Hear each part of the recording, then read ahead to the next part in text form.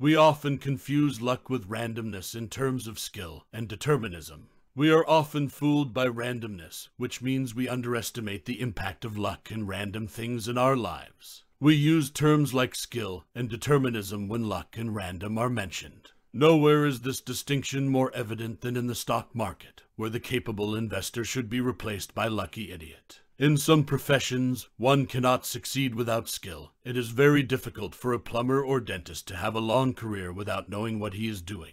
Unfortunately, the inherent randomness of the stock market means that, like millions of monkeys typing on typewriters for a long enough time, Shakespeare and investors can eventually be created. Unskilled can also obtain many great achievements. In fact, some people are capable of doing so. For example, a group of about 10,000 investors are, for the sake of argument, incompetent. Each year they have only a 45% chance of making a profit. In other words, you basically benefit from an investment based on randomness. However, despite the lack of skills, after 5 years based on probability alone, we can expect almost 200 of them to be profitable per year. They will boast of impeccable achievements and be praised for their exceptional skills. Of course, in the long run, the randomness that once facilitated these successful random fools will turn against them. Wall Street has seen many traders who, after years of success, have had devastating quarters of the year where they lost everything and a big deal. Often their short-lived success is simply because they happened to be in the right place at the right time, by luck. We often confuse luck with randomness in terms of skill and ability to make decisions. We can never be sure that every theory is correct. Things are constantly changing, and subsequent observations may prove us wrong.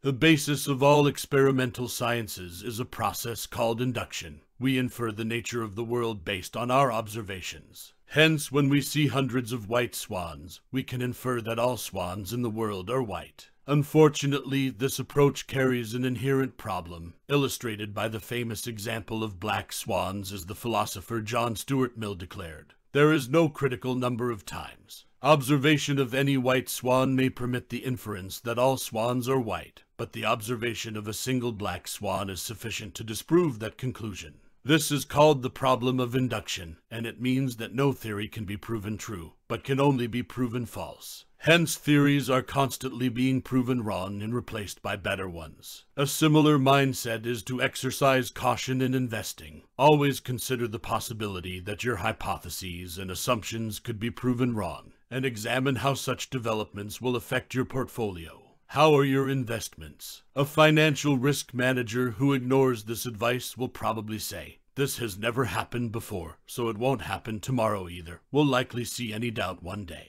In fact, he also erroneously assumes the past as an example that is related to the future. What if things had changed? How can you infer anything about a swan's color if its pigment is constantly changing? Wherever there are people involved, like in the stock market, there is constant change through adaptation. For example, if stock prices always rise on Mondays, investors would buy stocks on Sundays, thereby changing market capacity and eliminating the effect. We can never be sure that every theory is correct. Things are constantly changing, and subsequent observations can prove us wrong. Life isn't fair and doesn't follow a straight line. The best don't always win. There is a very popular belief that evolution is always the survival of the fittest. In fact, it just means that on average, the organisms that are suitable for the conditions will survive. A few creatures are lucky, unfit, but will still tolerate, at least for a short time. The same is true for many things in life. Consider conventional keyboards. How did the odd layout of keys eventually become the near-universal standard in typing? Rather than being the ultimate solution, it's actually designed to avoid getting stuck like an old-fashioned typewriter. However, because people were too lazy to switch to another type of keyboard, this ultimate solution prevailed. This is called a path-dependent outcome. If we start from scratch, we won't end up with a QWERTY keyboard. Similarly, even unfinished products can dominate the market if they pass the so-called peak. Take Microsoft, for example. When enough people started using Microsoft products, it created a positive feedback loop where new customers bought exactly Microsoft products because people they knew used them.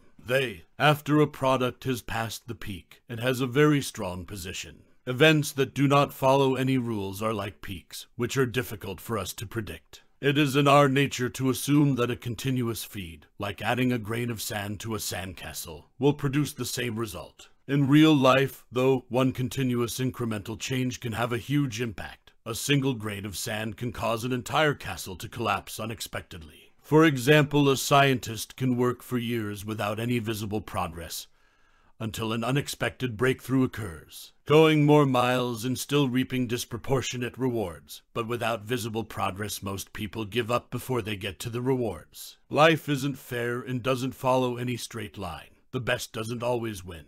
Our argument is context-dependent and largely experimental. Humans are ill-equipped to deal with the probabilistic reasoning required by today's information environment. Regardless of what we may believe, our mind is not a sophisticated thought machine, but a patchwork of rules and shortcuts known as heuristics. And the test was there. The discoveries made through this method have evolved to help us make quick decisions when needed instead of overthinking. If you come across a tiger in the woods, it's best to just run and not ponder details of the situation at the time. Unfortunately, the price we pay for using these lazy shortcuts is that our arguments become irrational and punctured by what psychologists call bias. For example, due to allocative bias, we tend to deny success to our abilities and dismiss failures with bad luck. Our thinking also becomes pre-existing, which means that the route that leads us to a given situation controls how we think about it. For example, if you win $5 million today and lose $4 million tomorrow, you might not be happier than if you only made $1 million tomorrow, even though the end result is the same. Identical. Relying on a pre-existing rut also means that we cling to our current opinion. Scientists and politicians tend to stick to the ideas they support and refuse to change their minds even in the face of conflicting information. From an evolutionary perspective, we feel connected to things in which we have invested a lot of time and effort. For example, our children, but this tendency can also backfire. Therefore, it is acceptable to change your own thinking and contradictions at will. Our arguments are context-based and largely dependent on simple empirical solutions. Emotions can help us make decisions, but they also overwhelm our reasoning abilities. Some researchers believe that emotions are real shortcuts in decision-making, the lubricant of reason. Without emotion to show us a bit of absurd hypnosis, we will suffer endlessly in petty decisions. Consider the example of Beridan's donkey. An equally hungry and thirsty donkey stands between food and water. If to optimize the choice of what to do in the most reasonable way, it would theoretically die of starvation, unable to decide whether to choose food or water first. A little randomness helps clear the mind, the same way you flip a coin to help solve an impasse. Emotions are fundamentally not rational enough to stop us from procrastinating. Smart people also need to realize that their ability to reason logically can easily be overwhelmed by emotions. In fact, neuroscientists have found evidence to support the notion that we first feel emotions, then try to argue for an explanation for those emotions. This means that emotions have a stronger influence on rational thinking than other factors. When Ulysses sailed his boat over the alluring but deadly mermaids, he poured beeswax into his men's ears so they wouldn't hear their songs. Likewise, in some cases we may choose to avoid our intrusive emotions in order to defend our reasoning. For example, an investor who knows he or she has a tendency to act irrationally when there is a loss may choose to simply not look at the performance of his or her portfolio unless it triggers a specific alarm.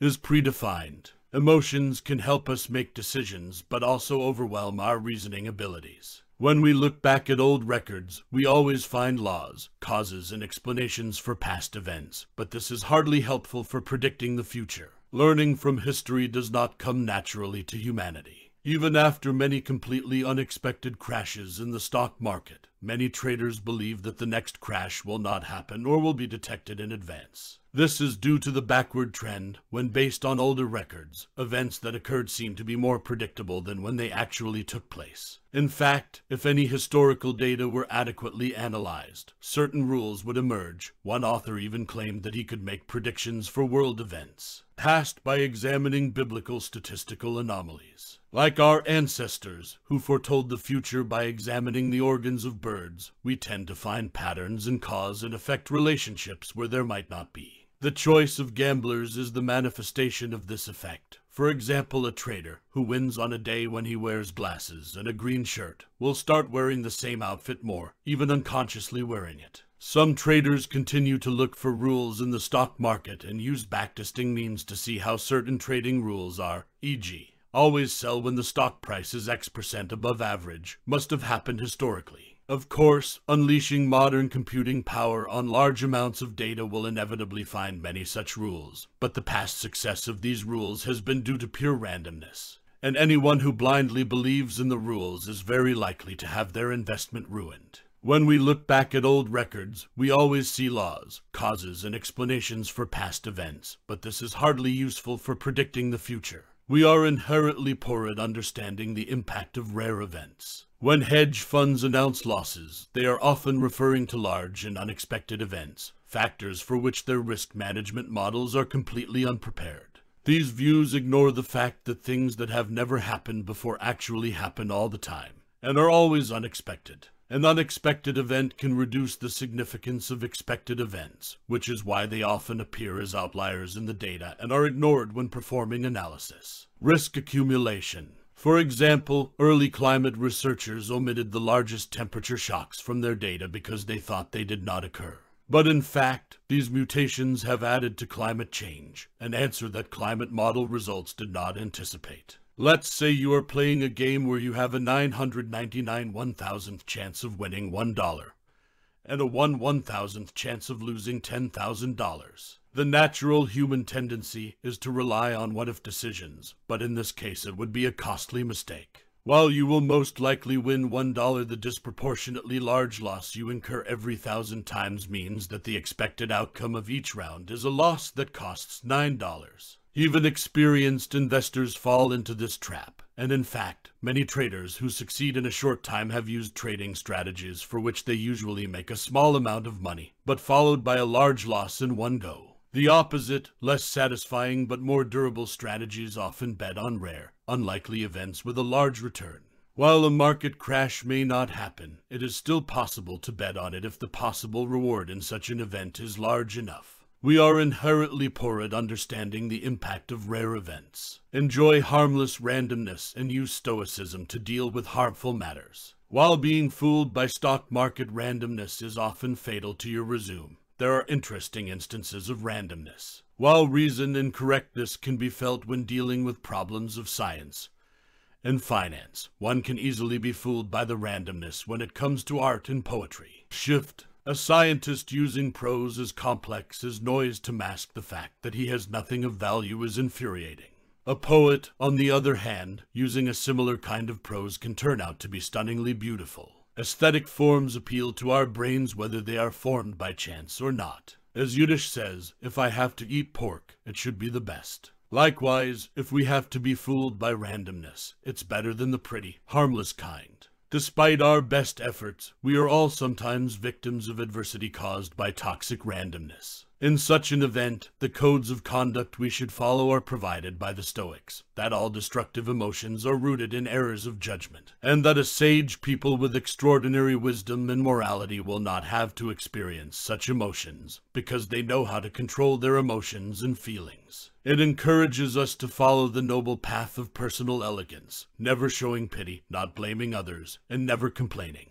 This approach works naturally with our individual dignity, emphasizing courage and wisdom in the face of misfortune. Our behavior is the only means we have for dealing with randomness. Enjoy harmless randomness and use stoicism to deal with harmful matters. Both in the media and in the stock market, random noises are not worth hearing. People who are obsessed with reading the Wall Street Journal every day spend a lot of effort for little reward. Today's information environment is so cluttered with useless news. The cost of reading through all of it far outweighs the cost of missing out on a few but really valuable ones. It's like looking for a needle in a haystack about 30 hours a month. Similarly, the movements of stock prices in the market are mostly random, insignificant noises, and there is little real change in the value of the stock. While Bloomberg journalists may try to account for and explain every little movement, stock prices actually fluctuate quite unconnected to the fundamentals they are supposed to reflect. In the long run, some stocks may outperform others, but in the short term, most volatility changes are merely random noise. See how this affects an investor based on her stock portfolio, arguing that there is 10% volatility and 15% expected return. If she checked her portfolio every minute, as many traders do today, she would mostly see only slight differences inherent in her portfolio, i.e., natural ups and downs, unrelated to stock performance. Feeling just like everyone else, she was still excited about the gain and sad about the loss. So each year she can expect to experience 6,688 minutes of pleasure versus 6,271 pain. On the other hand, if she examined her portfolio every year, her stock's actual performance would be reduced to noise factors. She can expect to feel joy 19 years out of 20 years. Even though her profits will be the same in the end, the minute-by-minute updates will make investors feel emotional, as losses are always more itchy than the pleasure of profits. Both in the media and in the stock market, random noises are not worth hearing.